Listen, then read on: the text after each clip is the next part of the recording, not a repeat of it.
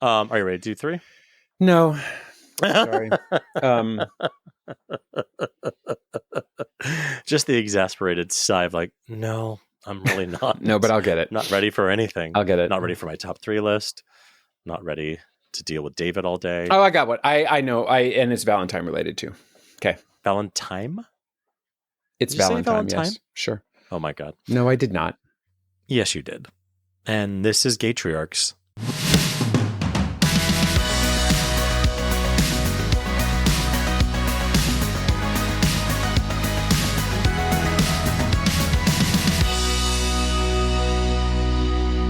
So this past week, I had a colonoscopy and an endoscopy. Wait. Ooh, did you do this for yourself just because it's soon Valentine's Day? I just really need a stranger to touch me. And so I decided to pay ungodly amounts of money to have that happen. No, I had, I know I sound much younger, but I am now 45. And starting at 45, men are supposed to have a colonoscopy once every 10 years.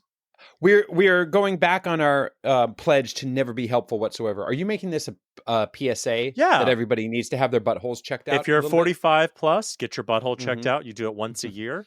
And to be clear, this is not butt play. It's actually the stuff way up inside. Okay. Let's be honest. First one, then the other. I mean, it's true. There is a trail from one to the next. It's the journey, not the destination. It is totally the journey. But I was, of course, terrified of like waking up in the middle of it and then just being like, and also an endoscopy. It feels scary or whatever. Dude, it was the best sleep of my life. They were like, we're going to put it in now. Start counting from 3. And I literally was like, oh, okay, I'll start doing that. And then I woke up in the recovery. I didn't even start at 3. Anyway, but prior to it, of course, whenever I get nervous and also all the other times, I make dark sexual jokes nonstop. For those of you who didn't hear this a couple episodes ago, when I had my meeting with my gastroenterologist, he was like, all right, well, we'll have colonoscopy next month. And I was like, yeah, we're going to get really close. And he said, yeah, I'm going to go where no man has gone before. And I said, well, and then his face just kind of melted a little bit. And then I walked out of the room and I just left him. And you left it? You just left him hanging. I just left it in the air. Like I farted in the room and left. It was just like sitting there. And so anyway, I like to do, I like, AKA I get nervous and I do awkward things. And on the way there, I was telling my husband, I was like, here are my planned jokes for my colonoscopy. Like when I'm laying with my asshole in the air. And I was reading them to him and he was like, David, under no circumstances can you say any of these. So I thought, well, why not say them on Gaytriarchs? On a podcast, yes, exactly. So that's what we're here for. Here's my top 3 things I had planned on saying while ass up in the OR before my colonoscopy. One is, don't touch my asshole right as I'm going down. The other one was rearrange my guts, daddy. And then the last one that literally broke my husband, and he was like, you cannot say this, was, hey, listen, if you think this is the first time I've been spit roasted in a room full of strangers, you would be sorely mistaken. My husband was like, David, you what this is a doctor's office. Well, because I was getting an endoscopy and a colonoscopy. That's spit roasting, right? Anyway, this has been a PSA about your health as parents to these children. You need to make sure you're in good working order. And so if you're 45 plus and you are a boy or a male, you should go get your butthole scoped. It was really easy and it was a really nice nap. And it's a very important thing to do for your long-term health. But boy, was I not expecting us to start out like this. Wow. It's our podcast, Gabe. We could do whatever. Also, it's romantic because Valentine's Day is in 2 days. And it's about self-love as well, for sure. Totally. Speaking of self-love, I say I love you a lot to my friends. I'm a very loving friend, and I'm talking platonic friends. Like I'm a hugger. I love you to my straight friends. It's not weird or whatever. Mm-hmm. Well, the other day I was thinking just good thoughts in general about my best friend, and I just texted him, I love you. And then I went for like a walk or whatever. And I came back and he called me immediately.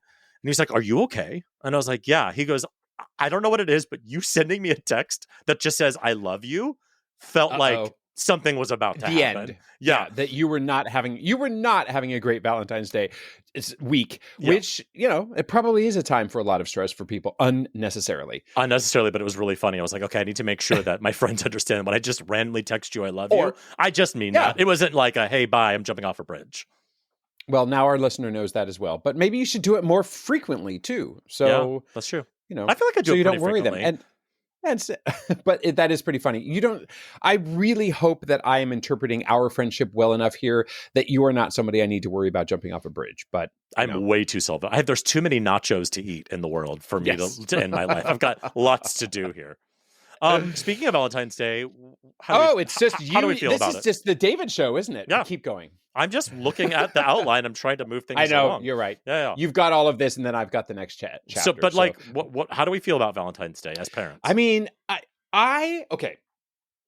Yes, it's nonsense, and yes, it's Hallmark, and yes, blah, blah, blah. And no, people shouldn't feel excluded, and just choose your choice and have a good attitude and embrace the bullshit. But I love having a day that's a little different from others. You know, like, admittedly, my partner and I have been together for, 2 decades. And so we kind of are like, are we going to do something? And then we think, well, yeah, we should like mark it. And even if it's not that special, make it special, you know? Mm-hmm. Even if it's just like having Tostinos, the pizza roll-ups for dinner, which is not something we do very frequently. So like, it's a special day. I'm here for it. It's nonsense. I knew you were white trash at the core, that your romantic dinner was Tostinos. That is you really speaking my language. I know, it's your love language. Also, I realized last week for our interview with Matthew Bounds, which was really great. I love Matthew. We thought that was going to be our Valentine's episode. So we asked him. So anyway, we're all mixed up. But listen, our listener understands that we're not organized enough to really put these shows together in a way that makes sense. My husband and I are actually the opposite, where we are. There's a very famous time where my husband and I were at a friend's party, and we were in the kitchen talking to some friends, and he looked over at me and goes, "Oh, happy 10-year anniversary. I think it's our anniversary today." And I went, "Oh." And we like clinked our glasses, and that was it. We almost never celebrate those. I mean, like our birthday, yes, right? Maybe our wedding anniversary a little bit. Because it's all about you. Sure. But like Valentine's Day, never. Like literally, we never. I don't know. I don't know if it's like we're loving the rest of the year, or also just like we got to do something. Do you actively protest it, or no? We just ignore it. Passive, totally passive. Yeah. Yeah. I feel like we're pretty loving during the rest of the year. Yeah. Oh, I mean, I'm all about. I know. I have a friend who said she forbids her husband from sending roses on Valentine's Day. He can do it any other day of the year, but never Valentine's Day.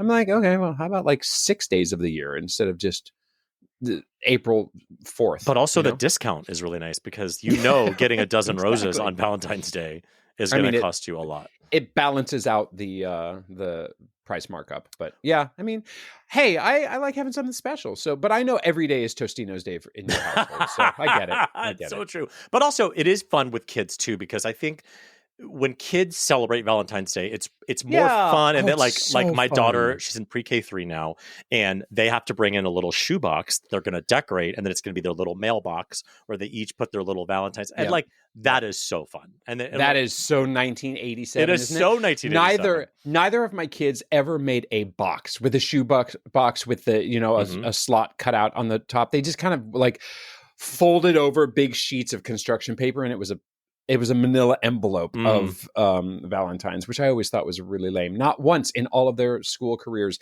This year, since they're both in middle school, they can send Valograms. Is that a national thing? Did you grow up with Valograms? Like, you pay $1 or $2, and somebody, I don't know, it's usually like the student council or somebody, they send something to like your secret. Totally. Yeah, we did that various times throughout the year. We're like, you can send a flowergram or whatever, and yeah. Well, neither of my kids are into it in the slightest bit, unfortunately. I don't think I ever got one. Honestly, I don't think maybe my mom sent me one, but like, I always wanted, some hot, wonderful, beautiful woman to send me one. Hey, listener. And that's why I'm gay. Thanks, girls. You're welcome. Jesus. Well, listener, if you send David a Valagram, he will absolutely be thrilled. You'll make his day, and maybe you'll make him a Valentine's believer as well. Yeah, or some Viagra too. Viagra, Valengram, Viactive Chews, Viagragram. What other? Yeah. Did I ever tell you that I was on The Price is Right? And what? Yeah, I was on. We need an entire episode about that. And there are elements of David that listener does not know about, and we should just have an episode. We should maybe just got some funny stories. The one with David F.M. Bond and then the one with Gavin Lodge. That would be really fun. Anyway, and I got to go up on stage and I got to play and whatever. But one of my the prizes when you're a contestant row and it's like, here's a set of dishes and you have to bid and to get up on stage. Yeah. One of my prizes when I won that was a year's supply of Viactive Chews. Viactive Chews are calcium chews for women. Did I eat all of them in 3 days because they were delicious? They were like these soft caramels, and I grew tits. So yeah, that's how I grew tits. I have so many questions about that, but we're going to come back. Let's do it. Let's do it. But I think that's a really fun idea. The one with David, and you can interview me and ask me any question. And I have so many questions. I know. So many questions. All right. So in the meantime, let's continue this happy road we're on and talk about the news, shall we? Oh, God. Just kidding. I do want to make the disclaimer. If anybody ever wonders, if anybody even vaguely wonders about our politics or political stance, I can speak so well, but when I'm trying to be clever, I fucking suck at it. And you are editing that out, okay? No way. And that's staying. This is Gaytriarchs. Okay. Disclaimer. If anybody wonders about our political proclivities, do not. I am a super political person. David, you are super politically oriented and opinionated. I think that is a lane that we basically want to skip here because we all know that we all agree, right? Mm-hmm. There are a few things that I want to bring up, though, occasionally in the news. Mm-hmm. So with that disclaimer, we believe that America is an absolute dumpster fire right now. Democracy is being hijacked by a South African man who's a billionaire, et cetera, right? Mm-hmm. Did you know that in the scourge of nonsense and illegalities and hate that is flowing towards the LGBTQ plus community right now, I will say that there's a few lights of happiness. Oh. When the U.S. taketh away, Thailand giveth for days. Okay. Thailand has just committed itself to providing gender-affirming care for millions and millions of its people. It's investing and doubling down in medical treatments for the people who need it the most. And I just think that's awesome that they are embracing self-expression and truth, and how magnificent is that? It's amazing. And also, they have amazing scuba diving there. If you're a scuba diver, Thailand is one of the best places to dive. It is incredible. Right. No. And pick up your gender-affirming drugs while you're down there. Absolutely. Now, we might be starting something new, although it's going to start now and it's not going to change for at least the next 3.5 years. Some sea slugs and some he drugs. Sorry, I was working on some sort of diving plus Taiwanese. Okay, yeah. Anyway, that was excellent. Yeah, sorry. Continue. Excellent. And if you could actually translate that into Thai for the next episode, I would love that. I don't feel comfortable doing that. I think that's something that's more your lane. You're the one who started this whole thing off with saying you hate Africans. So I am announcing our very first Gaytriarchs Zaddy obsession. Okay? And I think this is going to be going for a while. We've literally obsessed with we've been so thirsty for every single guest we've ever had on this. No, but this guy is on a pedestal for us, okay? And I just want to make it very, very publicly evident, all right? So did you know that Trump has actually appointed a gay man to the federal cabinet right now? His name is Scott Bessent, and he is the Treasury Secretary. I mean, arguably one of the most powerful people in the federal cabinet, and he is gay. Mm-hmm. He's married, has kids. Mm-hmm. He gives... Have you clicked that link that I put there in the... I didn't, but I just Google imaged him. The outline? Yeah. I mean, he's giving some mad zaddy vibes, isn't he? He is borderline gaddy. Like grandpa, yeah. Like, sure. Yeah. But like thick silver hair, nice teeth. Yeah. Rich as fuck because he's he's got a huge because he's Republican. hedge fund that he's run for decades and decades and whatnot. And so I think that, and of course now he is a complete apologist for anything Trump related hate wise, because now he's ugly. Of course, Trump nope, not interested. Hate. Listen though, I think that he needs to be somebody we need to reach out to. And hey, Secretary Bessent, will you come be on our show? Not interested. You'll do it by yourself. No way. No way. Okay, I'm not having anybody who is self-identified Republican at this time of their lives and self-identified Trump apologist. No fucking way. Not on this show. But you could do it. You could do it. Well, and I will just sit like this in Riverside when we're recording, and I will just have a scowl on my face. Scotty, if you want to come on our show and take off your glasses or take off your shirt, I'm here for it, and I will definitely talk to you. Never in a million years would he do that. Also, there are two other high-ranking gays in the Trump cabinet right now. There's Rick Grinnell, who's been nominated as an envoy for special missions. He is partnered, and he's been a diplomat for many years. Not definitely giving the daddy vibes that Scott Bessent has. And then there's Tammy Bruce, who is a Fox News host, and the next spokeswoman for the State Department. But hey, I just want to keep an eye on these gays, all right? Because I'm going to keep an eye on them. But in particular, Scott Bessent, come anytime you like, all right? And anywhere you like. Okay, then on a schmaltzier note, I do want to share a couple of dad hacks. I ran across some lists of just, like how to be a better dad kind of things. And some of the things I thought, oh, those are kind of winners to keep in the back of your mind. And then some are kind of like, wait, what?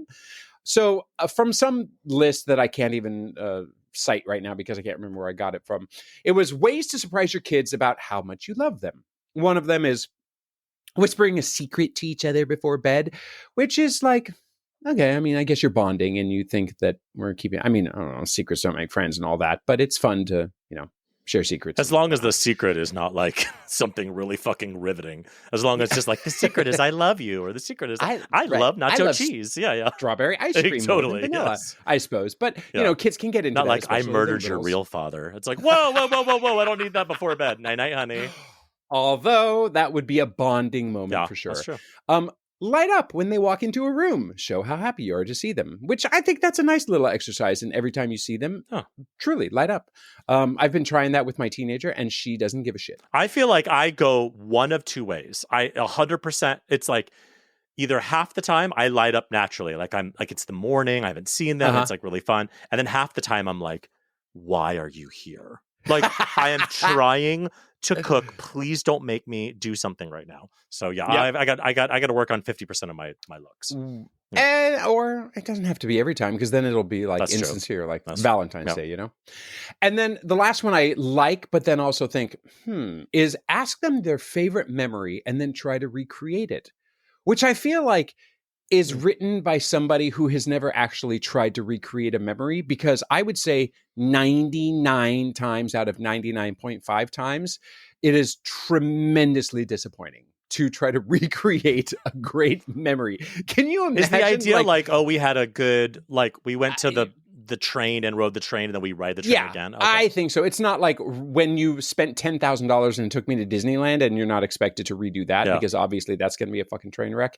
But I suppose I remember that simple time when I had vanilla ice cream and it was sun. But it's never going to be that. After golf. It's never. You got to move on, people. So this dad hack of the week, I admit, is sketchy at best, but I don't know, ask favorite memories and figure out how to recreate something adjacent to it but be better. I don't know, always setting ourselves up higher for disappointment. Oof. Anyway, speaking of disappointment and sketchy, you know what's definitely disappointing and sketchy? This podcast. Our top 3 list.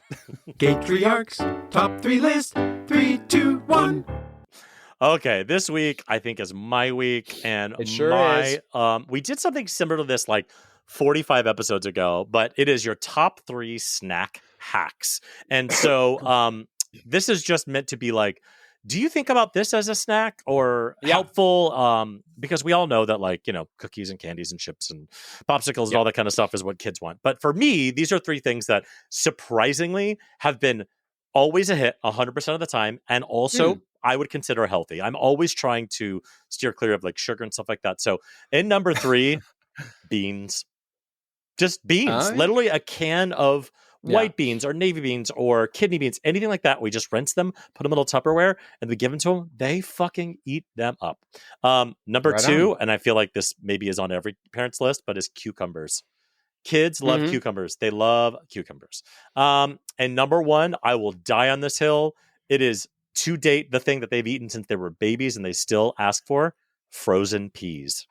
Just like a little cup of frozen peas. Because they think it's like ice creamy, sweet. I don't know. There's just something about it that they just fucking love. And so we will often do, if we're going on a long road trip, we'll fill their little cups up with some frozen peas. What about you? I feel like you've talked about the frozen peas, and I'm pretty sure I was pretty shocked the last time as well, because I think of that as I'm one of those people, I can't chew ice cream, I guess sensitive teeth or something. So the idea of biting into anything icy is awful to me. So anyway, well, the way I interpreted this is similar and adjacent at the same time. Number 3 for me is one of our favorite go-tos that we have had since the kids were very, very, very little, able to chew, is dried mangoes. The dried mangoes, just one of our favorites, and it's easy to come by. And I mean, God bless Costco and their commitment to DEI and LGBTQ plus families as well. Gavin is also easy to come by. Or in. Number 2, seaweed, dried seaweed, because that is you're actually getting nutrients into them, and it's like salty and I feel like my mess, and boy, does it make your teeth look awful. And also, it gets flaky. It looks like you've just like eaten like fish food. Yeah. Yes. Which essentially you have. And the number one thing that came to mind when thinking about this is small containers, which is obviously not something you eat, but I found that having very small Tupperwares and little containers just helps you have a whole bevy of things that are almost like you're bringing out new surprises and new snacks all the time. So I feel like, that requires a whole lot of organization, which is not my favorite thing, but small containers of a bunch of different small snacks makes everything, frankly, a lot easier. We talked about that last time, because I think the category was like travel snack hacks and it was that was one of mine too, is like lots of little things, not one of big thing. Okay. That was riveting. Our listener is dead asleep. Our listener has been passed the fuck out. They just crashed their car. What is next week? Give me something really exciting. Okay, for next week, David, I want to really dive in deep into your psyche, and I like want my own colonoscopy, like my emotional colonoscopy. Sorry, like your Valentine emotional colonoscopy. I want to know, what are the 3 hottest cartoon characters? Our next guest is not only charming AF, handsome AF, successful AF, kind AF, he's also mired in diapers AF. He's an actor, writer, producer, and listed on IMDb not only with just 36 acting credits, but also as one of the top 100 gay actors. So, but most importantly, he's a dad of 2 little kids, which is why we are most stoked to have him here. Welcome, new Gaytriarch Dan Amboyer. Well, hello. Welcome. It's nice to be here. Wait, Gavin, clarify. Top 100 tops? Was that? Listen, Dan, you must know about this list that you're on. No, I don't know this list. Please tell me what this list is. I find it actually kind of bizarre, because it just literally says top gay actors. That's like all. By talent, by success, by money. How are you ranked? Is there a bottom bottom gay list? I don't. I didn't. Yeah. I stopped at top. Who's fact checking? I need it was a funny list, though, I thought. And I will let you go see what ranking you have. We're not even going to discuss it, because I'm like, it wasn't 69. I'm too fragile this morning. Yes. It's like when people say, guys, I was in the top 16 of American Idol. You're like, well, bitch, I know what place you got. If you're top 16, bitch, you're 16. Come on. But my question is, do I really want to be the number 1 gay? Right. You know what I mean? What do you have to do to earn that rank? Not only that, but you're our leader now. So you got to decide things for us. Oh, well, I will say, though, David, there are several of our previous Gaytriarchs guests who are on that list. I'm like, holy shit, we have pierced an awful lot of the top 100. Are we on it? But Dan, you are absolutely our top 100 gay actor here. Oh, so, wow. Okay. I mean it. Of the day. Also, though, David, another time, I can't wait. Frankly, in the next episode, maybe we should actually open that list and look at it together, because there are a bunch of people on there that I was like, wait, he's gay? Wait, He's gay? I was so stoked to see Michael Scott. I think that's his name. Do you know who I mean? The British actor who is, I don't know. He's that guy. He was on Fleabag. He was hot. Oh. He was hot. Andrew Grease. Scott. Andrew Scott. Michael Scott is no. a character from The Office. That's Gavin. right. Anyway. Like, We have diverted from Dan. Dan, tell us how. no, let's talk about Andrew Scott. Andrew Scott's no, he. If I had a celebrity crush, it would be Andrew Scott. Oh my God, he's so talented. Yeah. He's so such a great talented. actor. Devastatingly charming. But anyway, guess what? So are you, Yeah. Dan. Devastatingly charming and very, very, very talented. And tell us, how have your kids already driven you bonkers today? Oh, well, today was our, today was our usual routine is that I am the morning wrangler. Mhm. I wrangle the kiddos. I have a 1-year-old and I have a 5-year-old. So there's a lot of wrangling happening. But my 5-year-old, in kindergarten, but this morning, my husband had the morning off. So he was like, let's make pancake breakfast, which is a beautiful idea. Except, However, the schedule goes derailed. It's out the window. So I'm like, chop. It's 8:47. We got to do this. And all that just went out the window to pancake breakfast. So, so it was your husband who drove you bonkers today. The kids were fine. I'm not saying that, but For our audio listeners, he's shaking his head in the affirmative. It's so funny you say that. I literally had pancakes this morning. I never. I have a 5 and 3-year-old, and I never ask them what they want for breakfast. They get whatever's on the table. But today, I was like, "What do you want?" And he was like, "Well, obviously pancakes." And it's the exact same thing. You're like, you forget how long it takes, and then they're burned in the way that they hate, and then that shape is wrong. And he has my pancakes, and I wanted pink pancakes, and then you've missed the school bus, and you're all screaming at each other. Yes, exactly. He was the last one into school on time, but I might have trotted very quickly with him in through that gate. Yeah. When I hear about you having a 5-year-old and a 1-year-old, all I can think is you were 4 years in and had forgotten how to feed a child, how to put a child to sleep, how to change a diaper, and then you got right back into it. I really think it's like an evolutionary thing that we forget, that we really expunge this information of what, right? I mean, do you think so? 100%. My friend Denny has 3 children, and I went to the hospital when his 3rd child was born, and he was talking to the nurse, and she was like, "Oh, do you want to change her diaper?" And he was like, "Yeah, can you remind me how to do it?" And I remember looking at Denny. I didn't have any kids at this point. I remember looking at Denny, for a husband of former guest of the show, Haven Burton, and I was like, "Denny, you have 2 kids. You've changed 100 diapers." He's like, "Yeah, but not in like a year or 2." And I was like, and my thing, I was like, "You're a fucking idiot. You don't remember this?" And now I get it. Now I totally get it. I know, but I couldn't make a bottle right now if you paid me. But it's funny because once you're in the midst of it, like I am a diaper ninja now. Like in the dark, whatever I know, just like I know by the diaper bag in the hand, my hand goes the right place, and I pull out the thing, and I'm in the dark, and it's done. You know what I mean? But but you have to forget all that. It's wild though. But we had our second. We would have hoped to have them closer together a little bit, but just with COVID and like we did surrogacy, and there's a lot of questions, with the vaccines and safety and blah blah blah and all that. So it took a little bit longer, but yeah, it's wild to go right, back into it and be like, oh God, we're doing all this again, and now my husband's like, should we do another one? Should we do another one? Oh, really? Did you guys use the same surrogate for both journeys? No. So the first time we had my son, we had our son. He was born in Georgia, and we're in Brooklyn, we're in New York, and surrogacy was not legal yet in New York or New Jersey, the area. I guess Connecticut was the closest. So no, our son was born in Georgia, and then it seemed better even at the tail end of COVID when we started planning for the second one that I guess Cuomo on the way out pushed through surrogacy, so it could be possible in New York. So yeah, our second one was actually born in New York, our daughter. Wow. So, which was really great because when you have the 2-year-old, 3-year-old, you can take him to all the doctor's appointments. And you don't have to get on an airplane and go to everything. So that was she born like in Brooklyn, or how close to you? She was born in Staten Island, so that's really just over close. the bridge from us. Wow, yeah, that's so convenient. Oh my God. It was convenient. Yeah. Have you maintained a relationship with both surrogate carriers? Honestly, it was really complex both times.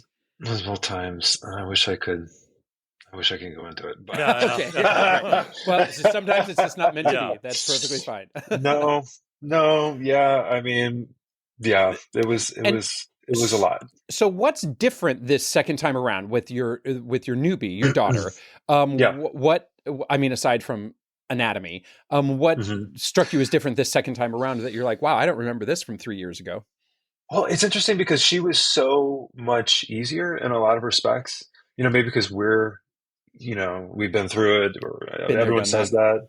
I guess so. I don't know. But then at the same time, I felt like I forgot so much. So, but she felt a lot easier. But now that she's 18 months, she is so much more challenging, I would say. I think because she has learned so much by watching her older brother and trying to do 5-year-old things and things that she's not quite ready for. But she is like, I'm over there cooking dinner and I turn around, I'm like, how did you get on the dining table? Like, you're literally standing there, and she has no fear. So she's been a lot more challenging so far, I would say, now that she's like running, climbing, scaling. My son was never that physical in a way, but she's like, feels like ahead of the curve from watching him we talk and doing some of the things he should not be doing. We talk a lot about that on the show. Like our kids are similar. I have a 5-year-old boy and she just turned 3-year-old girl, and he just in general is kind of easy and kind of a rule follower, a little fragile, whatever. She is not, and she is very different, and she is the same way. Where it's like, and it's hard to like pull apart. It's like,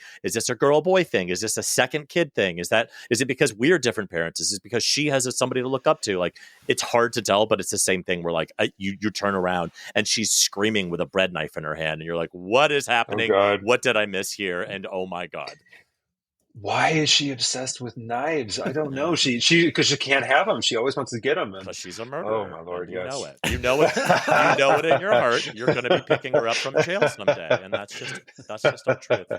But I'm also excited for her too, because it's fun that she's. I was worried at first about having a girl and being not having a woman, a female, and the house to have that kind of mother specific relationship. But it's fun to see how bold she is, and I don't know if she gets that from having 2 dads and a brother or not. But it's fun to see a little girl who's like also all over the place and just a wild child and doing everything wanting to do everything her brother's doing. So that's fun too. When you talked about the evolution earlier, about our evolutionary tendency to forget how to change a diaper, I actually interpreted that differently. That we really do. You just voiced the concern of so many men, gay dads, that were like, oh God, can we raise a daughter? And it's evolutionary that we adapt and we figure it out, and she's going to be fine. I mean, we literally talked about that last episode or a couple episodes ago, where a listener had written in and asked, like, hey, I'm about to have a girl. I'm kind of terrified. I don't, I have no experience with vaginas, let alone women, let alone whatever. And what do I do? And it's so true. We literally talked about this last episode. Like what I said last episode was literally diaper change number 2. You're like, got it. Now I know what vagina, now I know how to do that. Now it does change as they have diarrhea and you're like, oh God, this is a totally new experience for me. But it is. And also I feel like you kind of, when they need a more like softer kind of loving thing, one of you just kind of like becomes that, right? Like I find that with her, when she just wants to be kind of cuddled in a way that maybe the mom would do, you just kind of adjust. Yeah. But kind of before we, decided we wanted to have a girl, I kind of sat down with my closest friends, or two women, and in a weird way, I guess looking back, I was kind of asking for permission in a way to be like, how do you feel about, this? And from your estimation, I don't know, it felt like a really kind of emotional thing to ask someone, it's weird to ask a woman, can you imagine growing up in a situation like this? How would you have felt? And do you feel good about the prospects? But yeah. How did they respond? They were really sweet about it. They're like, no, you will be great at this. It's my closest friends I've known for, 20 something years. And they're like, this is perfect. And you have all these skill sets that she's going to need. You've got YouTube. You're going to be great. And wait. You have 2 loving parents. I can't wait for 11, Gavin, around 11, where she's screaming so loud that blood is coming out of her throat, and she's like, "I hate you," and she slams the door in your face. Oh God. Because that's Yeah, coming it's for gonna all of happen. us. I mean, Gavin is our Oh, yeah. elder. I'm in the Tell us more about that, Gavin. yeah. Tell us Oh, about yeah, that. I'm More about that, Gavin. I mean, my partner sent me a meme the other day that was something like the formula to good parenting is, keeping your voice calm when the teenager's freaking out, and this, that, and the other. And I'm like, well, I failed that, and I failed that, and I failed that entirely, failing all of this.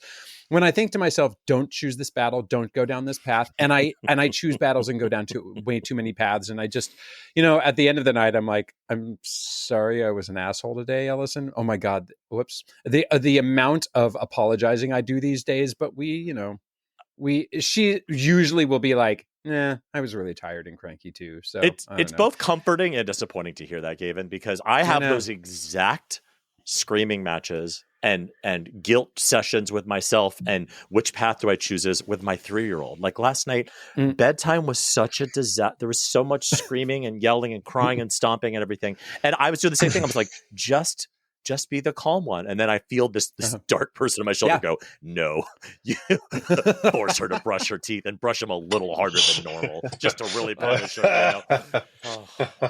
Oh yeah. It's funny. Like I'm such like a, cool, calm, collected. But then there's a certain point where I'm like, okay, we are 15 minutes past where we're supposed to be. We're now 20 minutes past where we're supposed to be. And then I just flip. And then it's like, no, faster, faster, faster, faster. And then that just makes them more panicked and not want to go to sleep. You know what I mean? It's like that's a terrible thing. You're doing and you're like, I can't stop doing it, but we've got to get through I'm not emotionally mature enough to handle this. Did you and your husband know that you were going to be parents for a long time? I think it was not something on my radar, growing up. I came out to my family when I was 13, and there was no really examples of that. Where I'm from Michigan, and there was 1-2 gay people that even entered my world. That were teachers, over my kind of childhood. So nobody had kids, and I didn't really know that was a possibility. I didn't know anything about surrogacy or, so no, I think until I felt like the world was changing a little bit. And I think what I love about this podcast too, and about seeing people put themselves out there is, when other people see you do it, it kind of opens that up for them. So when I saw other families like ours, out there, that's when I start to get the hankering for it and think it was even possible, but, was there any hesitation on your part or your husband's part, or you were just, it suddenly you realized this is possible, let's do it? I think it was a slow process because as gay people, it takes a long time for us to have the kids. So, I think when we finally got to the point where it was like, are we going to do this? Or are we not going to do this? I think it was very clear, yes. But as that fact finding journey takes so long, I felt like it was a little bit of an ease where I could ask those questions along the way organically. And, by the time we got to the point, seemed very clear. It was a yes. But, I remember the first few dates with my husband. At the time, his mom was really sick, and he also loves animals and had animals too. In New York, I love animals. I've always had animals, with me even in college. And he was such a good caretaker to his mom and such a good caretaker to animals. I was like, oh, he would be so great with kids, one day. But so it always been something on my mind. It's amazing. I'm sorry. Go ahead, Gavin. No, I was going to say, it's amazing how you have to be so deliberate as gay people to be a parent. You have to be and in a way where it's not just like, oh, let's make a decisive action today. It's like, and then every day for the next 2, 3, 4 years, as you're getting embryos created, you have to constantly be decisive and we want to do this. There's really not a lot of room for I don't know, maybe should we? Oh man, we got drunk last night and now here's our kid. And then sometimes you just have to, you hit a hard dead end in there too. And so you have to, it's not even just continuing the journey. Sometimes you have to go back to the drawing board, you know, whether it's with the egg donor, with the surrogate, with whatever happens. Yeah. I apologize. I've heard absolutely nothing that either of you have said over the last 2 minutes because I can't get past the fact that you came out when you were 13. You just said when you were 13. I thought you were going to say, Gavin, because the hot lawn guy is outside your window and you're just staring at him. No, that's only in the summer. It's winter, so I'm concerned if he's out there. Yeah. He might be a stalker. When you were 13, that shows tremendous safety and self-awareness in your family. What a tribute to your parents, I would imagine, too, huh? Yeah. Or is it all just you? It's just your fabulosity. I think I felt, I mean, I guess you gave, when did you start doing theater and stuff? When I was, fourth grade. So I was like 10. 1862? So in 1862, yes. It was me and John Wilkes Booth were on the stage together. But I definitely spent then the next 20 years doing anything to seem as straight as I possibly could, without a doubt. Wow. Without a doubt. Okay.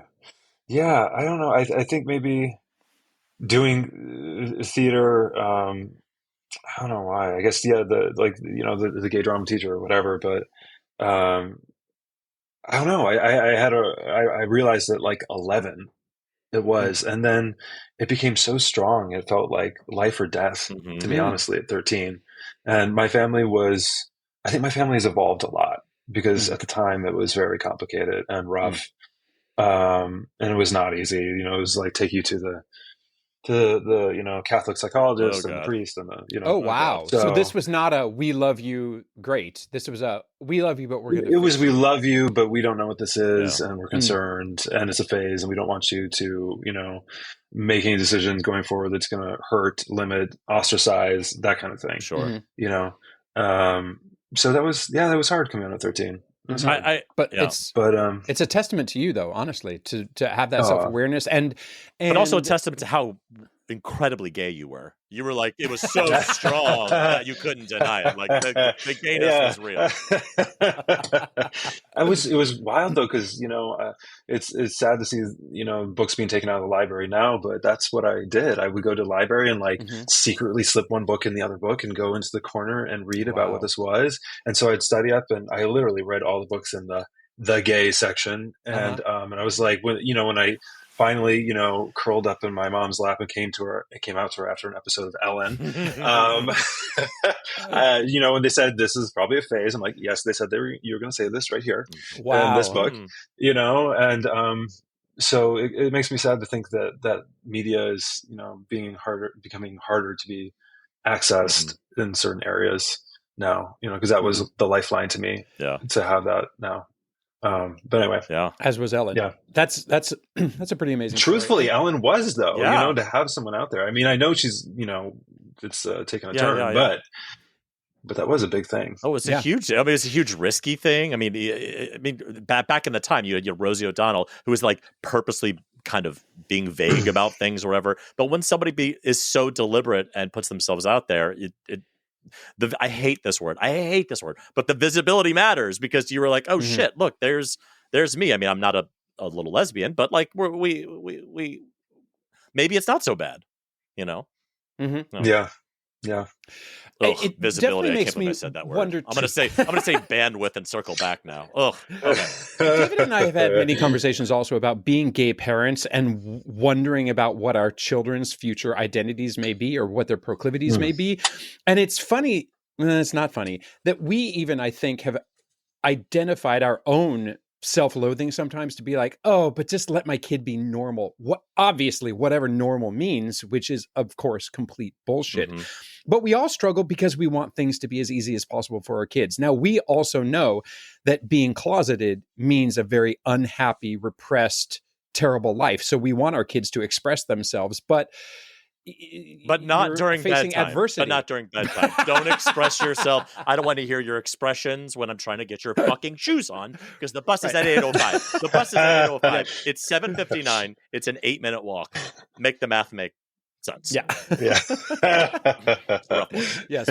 Be strong-willed, but only when it's convenient for us. But it's so, and we and be only when it's convenient for us. Also, but not too strong-willed, because we want you to be funny, right? Yeah. Let a little bit of trauma sprinkle on top. Yeah. Yeah. So speaking of trauma, let's talk about your acting career. Oh God. Great transition. So you've done so much, and you have worked very consistently. It seems to me, from the outside, what little constant rabbit hole digging I've done of your career over the last 15 years, however long it's been that we've known each other, it seems like you work really, really steadily. And I hope that you are a complete success. But well, what do you think of that? I think it doesn't feel like that. I think that, I think that it feels like there's been like a peak and then a huge valley that goes on for a long time. And, it's funny because when I first came to the city, um, people thought I did one thing, which was, musical theater, and they thought I should be in ensembles of shows, and I could not get an audition. I literally had one audition a year for a TV show, and no audition for plays. I could not get in, and I was going to all these open calls and all that stuff. And so I never felt like I was, people were looking at me for the stuff I wanted to be doing, so, but it's also felt like there's like big gaps for me, and some of it's also honestly having kids too, because at a certain point you're like, I can't disappear. And it really has to, period. And it really has to be worth it. I was even doing a show at the time that our daughter was born about 5 weeks early.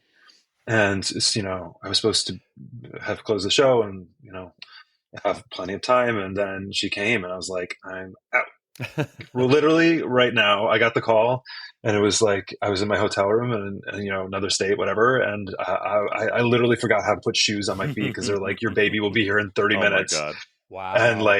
And because it was that early too, we didn't have our, the legal stuff in place yet with the parentage rights and all that stuff. And I was literally driving on FaceTime with, in the courtroom. Oh my God. And they had to trying to establish us as the parents. Wow. Legally. It was just like this crazy. You had to do that ahead of time. You had to have it in place before she was born. It's supposed to be done. Yeah. It's supposed to be done. I can't remember. I mean, this is what, we expunge, but I think it's like maybe a week before they tried to do it, the birth date.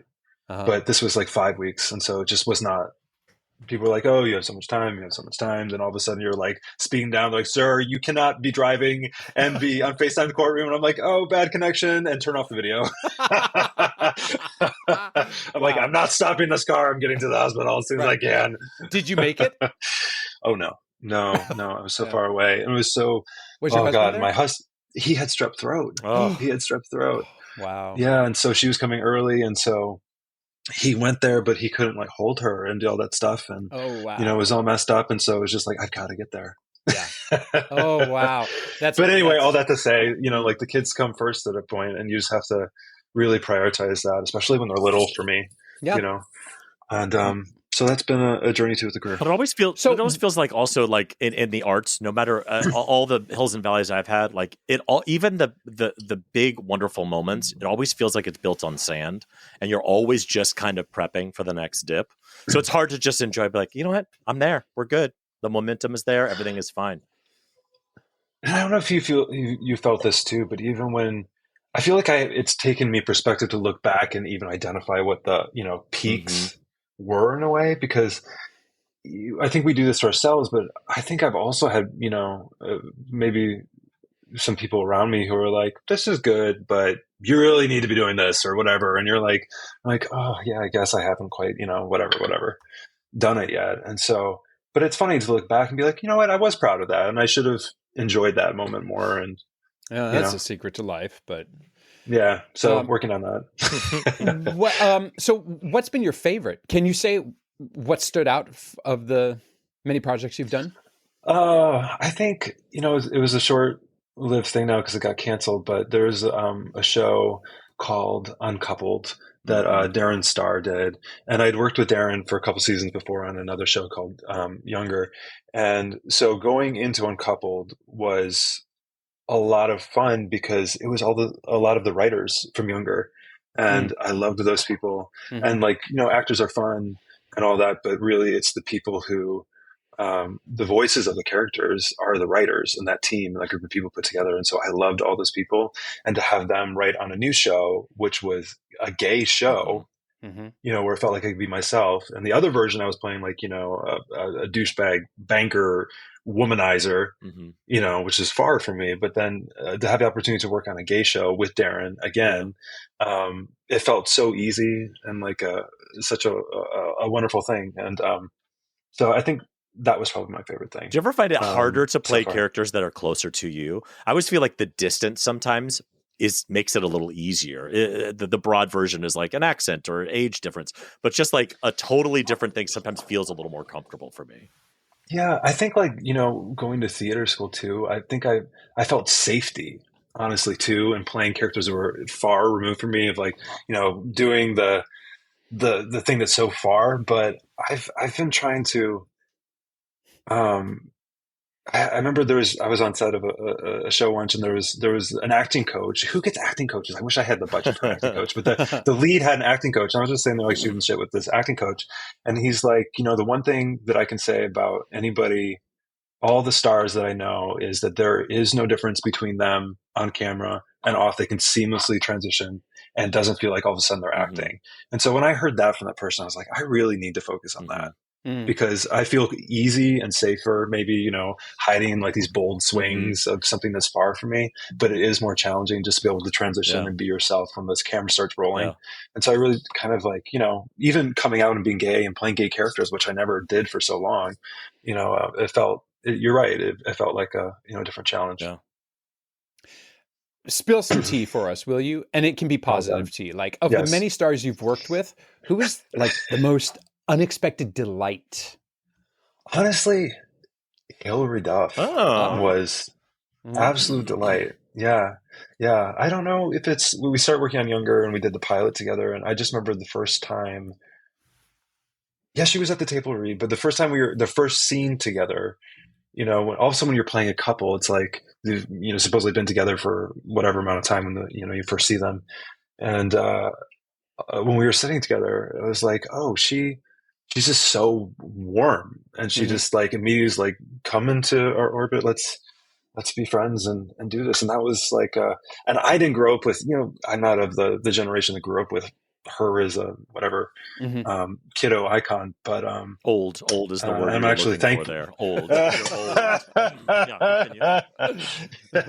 but not as old as me. Yeah, God, yeah, I know, but yes. I mean, Clarissa back in the day was Clarissa explains it. Did you watch that? Oh my God, yes. I have no idea what you're talking about. I was already watching. Was that the one? Remind me. Was that the one where like the boy would like put the ladder up against the window through the window? Oh man, yeah. He had that like nice '90s bowl cut. Yeah. Anyway. Yeah. Was that weird I imagine, I'm just fantasizing that you and Hillary were like besties off screen and then lovers on screen. Was that a weird transition to make? Like, because you were making out and canoodling all the time, weren't you? Yeah. No, and honestly, it wasn't, because it felt like a friendship, and no, it was pretty easy.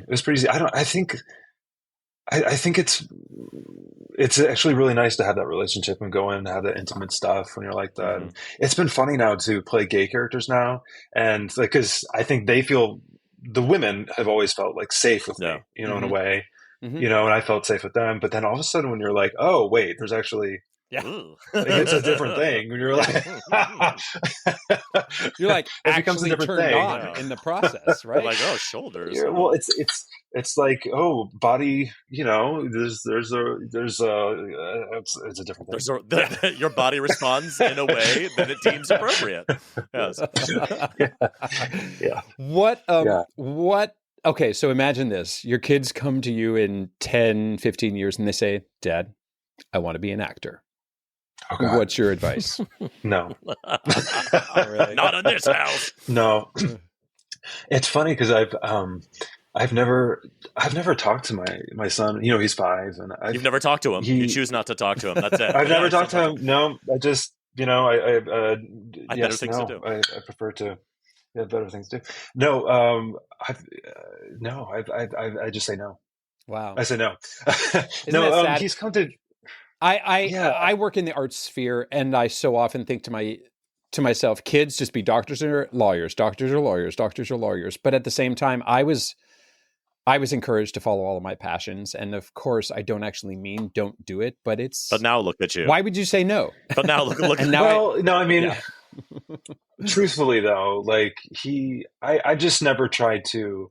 He's never seen me, on the TV or whatever, that kind of thing. Or I don't really talk to him about that stuff. I did bring him to see like the first 5 minutes of a show I did, just so he had an idea of where I was disappearing to every night. And I'm like, I wanted you to just like walk around and see backstage and see where I've gone, because you know, it feels like I've abandoned you, you know? So I just want you to understand that. But no, it's funny though, because he actually really loves taking dance class right now.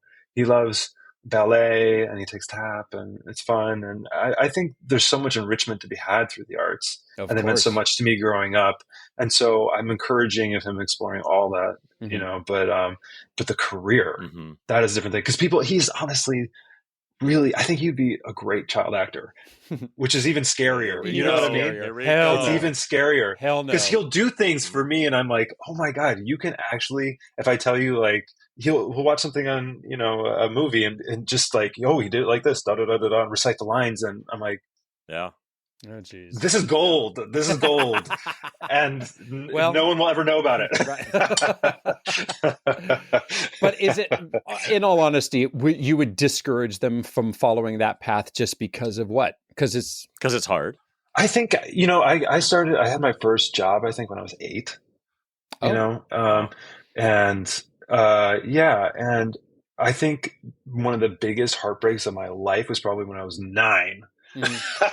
Yeah, because all of a sudden it was not getting a job, you know, and being told at that time, I mean, there's a different world and stuff, but I was literally like, they were like, you're too fat, you won't fit the costume.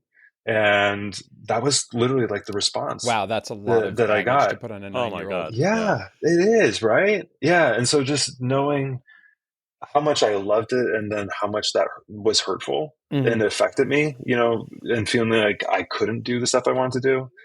I wouldn't want that. You know, I think my parents were smart in trying to say like, no, you can do community theater, but don't stay. Or maybe you just need a light no to really follow what you want, right? Like maybe you need a parent to say, don't be an actor, be a banker, knowing full well they're just going to be an actor. And they just kind of needed that. So they need that story for Jimmy Fallon to be like, well, my parents never believed in me, but I was going to prove them wrong. Yeah.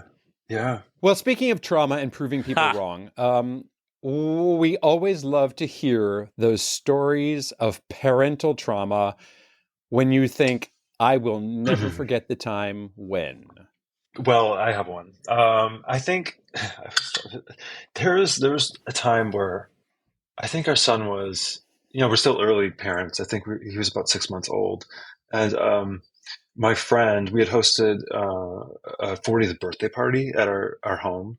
And now we have a strict, like, no glitter policy in the house. We're all familiar with that. Yes. But at the time, my friend, like, there was, you know, the glitter and there was confetti and all this stuff. And she was very diligent and, you know, vacuuming everything up and getting it all, whatever. But, you know, 2 months later, we're driving, we're in the car with my son, and all of a sudden he just starts vomiting. And we couldn't believe it. And he was throwing up glitter and Mylar, which, where did this child and you're like, is my son little, like, unicorn? What is this? Glitter's coming out all ends here. You know what I mean? Like, the children have the way of finding this stuff, which is wild. But it would scare the shit out of us, though. You know what I mean? Scared. We're thankful we have, which we probably, you know, over abused. We have a friend who's a pediatrician, and we're like, oh my God, what do? We know this is Mylar confetti and glitter coming out. He's like, take him to a priest. I don't know what to do. Yeah, but that was scary. Yeah. That was scary for sure. Oh God, I'm not sure. This is, I think the worst one was when we were at the playground, and my son was 4.5, you know, so he definitely has his wits about him. He knows where he's at, you know, he knows what to do, what not to do. But we were playing tag, and my husband was with him up on one of the play structures, and my husband was and was chasing him. And my son, I don't know, you know, sometimes kids, they black out and they whatever, but he literally just ran off the play structure, and it was like watching in slow motion. It was like, the Roadrunner, coyote moment where he just literally went off in the air And gravity took over. and just fell straight. Yes. Like, some of those play structures dangerous. They're no joke. Dangerous. Absolutely. Right? Yeah. And why did they just have open spaces that lead to a 10-foot drop? Yeah. Why? We don't need that. Please, no. I don't think they're just, I don't know. So anyway, that was a crazy moment. He was bruised. He only walks battered. in circles to the left now, but he's fine. He's still our beautiful little boy. Yeah, no, he got whacked in the head, but he was okay. We have a play structure by us, which has a giant bridge. It's like a good at least 10 feet up off the ground. But on either side are like, 3 or 4 foot walls kind of that you could. So I was like, okay, but on one side, for whatever reason, a big hole, like a purposeful hole is cut out that doesn't lead to a ladder. It just is open there saying, hey, maybe if you fall here, you might break a hip. Like, what is going on with, we need to get a playground designer. We had that like marathon, like route designer on. We need to get a playground designer on to tell us what's the tea. And every child just needs to be wrapped in a bubble, right? Just a whole bunch of bubble wrap. So that's the one thing about winter is that I feel much safer going to the playground because that child has so many layers. He has the coat, he has the snowsuit, and the snow. And the snow can break his fall too. Yeah, totally. Yes. Or especially the rat-infused, piss-colored, hard snow on the side of the roads in Brooklyn. Gotta love that about the city. Well, Dan, we are so lucky that you chose to demean yourself and be in our stupid little podcast. Thank you, Dan, for joining us, Dan. It's great to see you again, Gavin, and nice to meet you, David. So, my something great this week is actually Valentine related because I like a special day that's different from others. My daughter offered to make us dinner this week for Valentine's Day because she said, Daddy, Tati is your Valentine, isn't he? And I'm like, well, of course she is. As Todd and I look at each other and kind of like, yeah, well, I guess you'll do. But it was mutual and it was loving. But she said, I'll make dinner for you. And we were like, oh, that's sweet. No, we don't want ramen or pancakes for Valentine's Day. But at the same time, like I said earlier, Tostinos, Valentine, pancakes, and ramen. I mean, hey, dinner of champions. And we usually spend Valentine's Day with our kids anyway, because we are so, I guess, unromantic. And that's what life becomes when you're gay with children. Wow. But also very sweet that she just decided this without, I mean, that's something it was great unprompted, about it, right? Is that she was just like, yeah, I want to do something nice for you. And you're like, ma'am, are you the same daughter I've had this whole time? Yeah, exactly.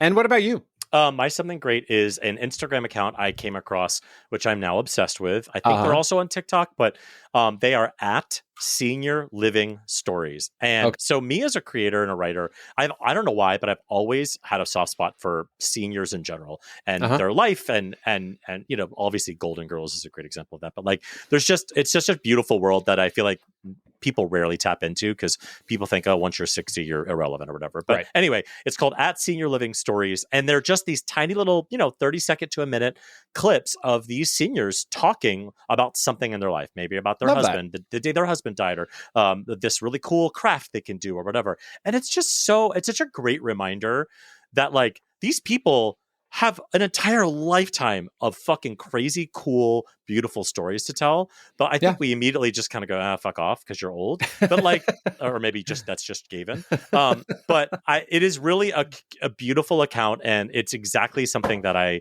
love to see, is making sure that like they're obviously respected, but like they're listened to because literally if you listen to them, they're really fascinating stories to listen to. So anyway, follow them. They are at Senior Living Stories. And that is our show. If you have any comments, suggestions, or general compliments, you can email us at GaytriarchsPodcast.